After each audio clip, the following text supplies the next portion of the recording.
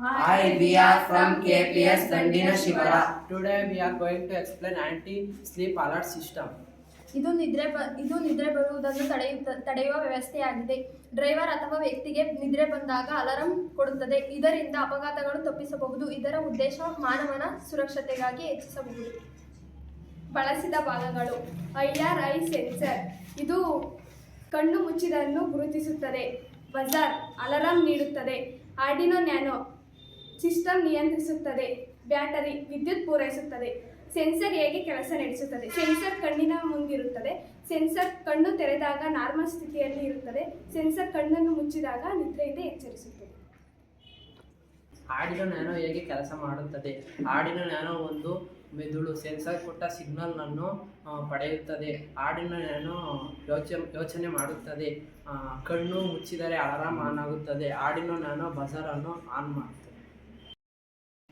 ಕಾರ್ಯವಿಧಾನ: ಒಟ್ಟಾಗಿ ಸೆನ್ಸರ್ ಕಣ್ಣು ಬ್ಲಿಂಕನ್ನು ಗಮನಿಸುತ್ತದೆ. ಹೆಚ್ಚು ಸಮಯ ಕಣ್ಣನ್ನು ಮುಚ್ಚಿದರೆ ಸಿಗ್ನಲ್ ಬರುತ್ತದೆ.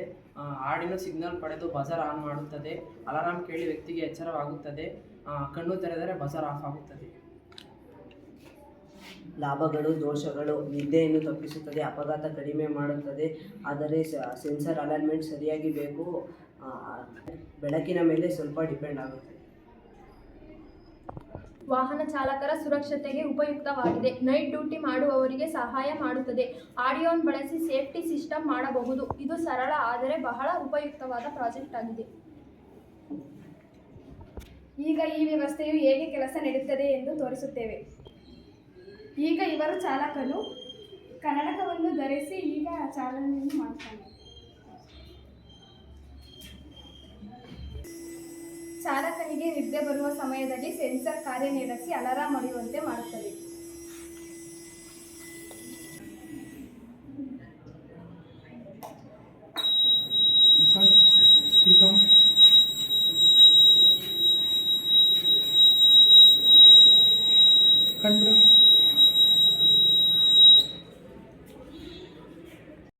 ಚಾಲಕನು ನಿದ್ದೆ ಬರುವ ಸಮಯದಲ್ಲಿ ಸೆನ್ಸರ್ ಮೂಲಕ ಅಲಾರಾಮ್ ಹೊಡೆದು ಚಾಲಕನನ್ನು ಎಚ್ಚರಿಸುತ್ತದೆ. ಇದರಿಂದಾಗಿ ಅಪಘಾತವು ಸಂಭವಿಸುವುದಿಲ್ಲ.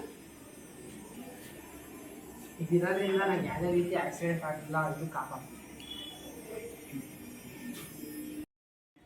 Thank you for watching this video.